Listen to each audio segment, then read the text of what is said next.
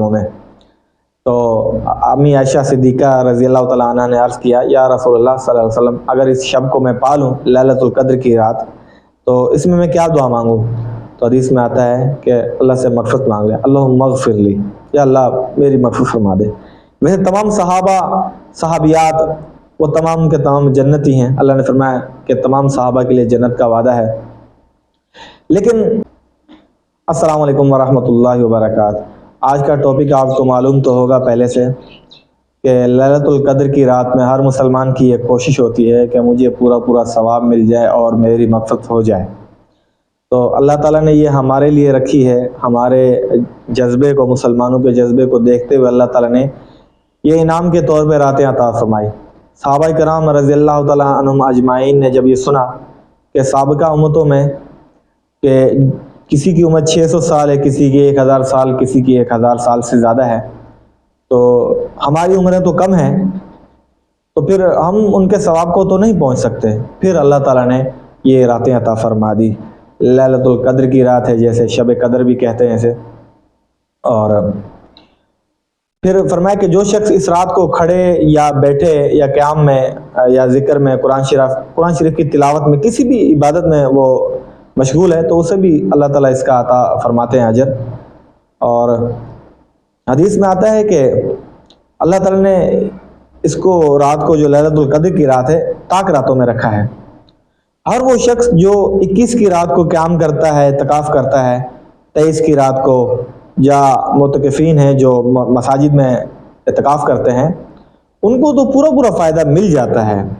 رہی بات کہ بعض لوگوں کا یہ خیال ہے کہ مجھے یہ رات دکھائی جائے، جیسے کہ درخت سجدہ کر رہے ہیں، آسمان سے نور گر رہا ہے، فرشتے مجھ سے مصافحہ کر رہے ہیں، تو ایسی چیزیں ضروری نہیں ہیں آپ کو دکھائی دیں، تو اللہ قلیل شاید کسی کو دکھائی دیتی بھی ہوں، لیکن اس چیز کے بارے میں آپ نہ سوچیں، بلکہ آپ یہ سوچیں کہ مجھے اس کا پورا فائدہ کیسے حاصل ہو جائے۔ تو اللہ کی رضا کے لیے آپ جب کوشش کریں گے تو اللہ خود آپ کی مدد فرمائے گا۔ اللہ تعالیٰ خود فرماتا ہے، جس کا مفہوم ہے قرآن کریم کی آیت کا مفہوم بتا رہا ہوں، کہ جس نے جس چیز کی کوشش کی اس کے لیے وہی کچھ ہے، اللہ خود اس کی مدد فرماتے ہیں نیک کاموں میں۔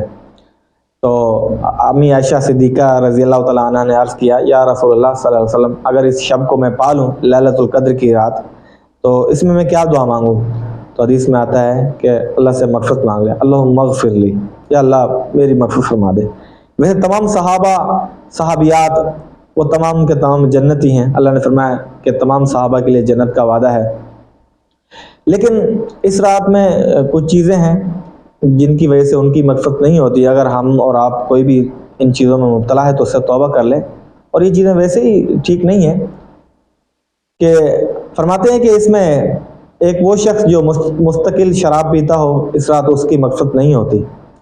ایک وہ جو کینہ پرور ہو، دل میں کینہ رکھتا ہو کسی مسلمان کے بارے میں، اس کی بھی نہیں ہوتی۔ اور وہ شخص جو قطع رحمی کرنے والا ہو، رشتے ناطے توڑنے والا ہو، اس کی بھی اس رات مغفرت نہیں ہوتی۔ اور ایک وہ شخص جو اپنے والدین کا نافرمان ہو۔ تو یہ بڑی آسان سی چیزیں ہیں، اس سے توبہ کر لیں۔ اللہ خود فرماتا ہے کہ جس نے توبہ کی اور فرمایا کہ فبدل اللہ سیئاتہم حسنات، اللہ فرماتا ہے ہم اس کے گناہوں کو نیکیوں میں تبدیل فرماتے ہیں۔ وکان اللہ غفور الرحیم۔ تو مختصر سی زندگی ہے، اس میں کینہ رکھ کے کیا فائدہ؟ ایک شخص کے بارے میں آتا ہے کہ ایک شخص آ رہا تھا، تو حدیث میں آتا ہے آپ علیہ السلام فرمایا کہ کسی شخص نے جنتی کو دیکھنا تو اسے دیکھ لے۔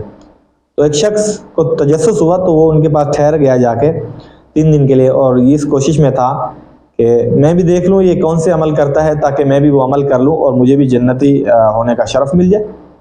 صحابہ تو ویسے ہی جنتی تھے، ان کی مثالیں ہیں کہ ہم خود کو کیسے ان کے راستے پر لائیں۔ حدیث میں آتا ہے نا کہ حدیث کا مفہوم ہے کہ میرے صحابہ ستاروں کی مانند ہیں، کسی ایک صحابی کے پیچھے بھی چل پڑو گے تو فلاح پا جاؤ گے۔ تو اس صحابی کی خصوصیت یہ تھی کہ وہ کہتے ہیں کہ میرے دل میں کسی مسلمان کا کینہ نہیں ہے، نفرت نہیں ہے، میں جب سوتا ہوں تو سب کو معاف کر کے سوتا ہوں۔ تو ماں باپ کو راضی کرنا بھی مشکل بات نہیں ہے، شراب چھوڑ دینا، توبہ کر لینا، یہ بھی کرنا چاہے تو کر لے۔ اللہ پاک سب کو توفیق دے۔ کوئی یہ نہ کہے، فخر نہ کریں اس بات پہ کہ یار میں شراب نہیں پیتا، بھئی اللہ نے آپ کی حفاظت کی ہے۔ اگر ان 4 چیزوں میں آپ مبتلا نہیں ہیں تو اللہ کا شکر ادا کریں، تو نیکی پر شکر ادا کریں، گناہوں پر ندامت کریں، استغفار کریں۔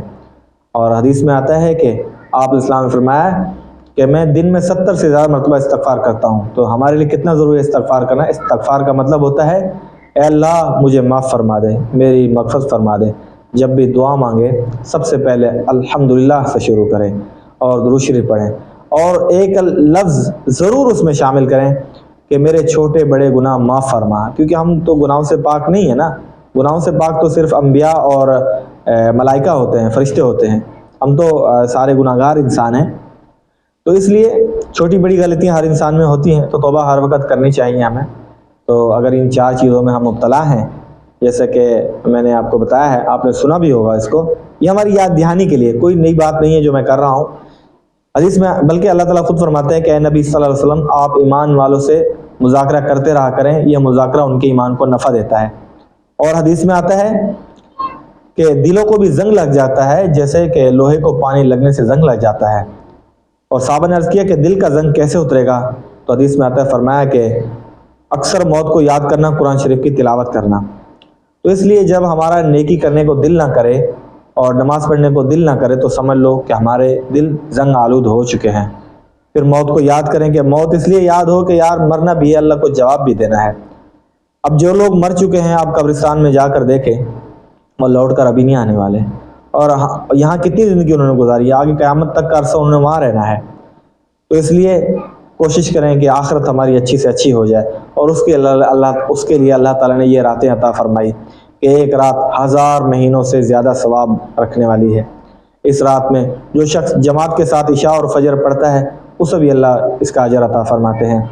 جو شخص اس میں عشاء کے بعد ہر طاق رات میں آپ نوافل پڑھا کریں, قرآن شریف کی تلاوت کیا کریں, آپ کا اس میں حصہ ہو جائے گا.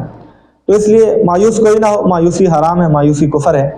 تو اس رات سے پورا فائدہ اللہ تعالیٰ اٹھانے کی توفیق عطا فرمائے آپ کو اور مجھے بھی.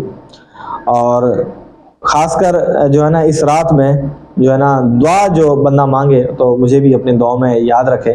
اور حدیث میں آتا ہے جو شخص میری امت کے لیے ایک دعا مانگے گا اللہ تعالیٰ اسے ہر امتی کے بدلے میں ایک نیکی عطا فرمائیں گے.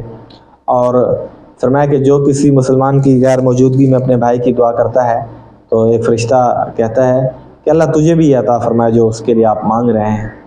تو اس کا اہتمام بھی کریں, کوشش بھی کریں. اللہ تعالیٰ خود رہنمائی فرماتے ہیں اپنے بندے سے.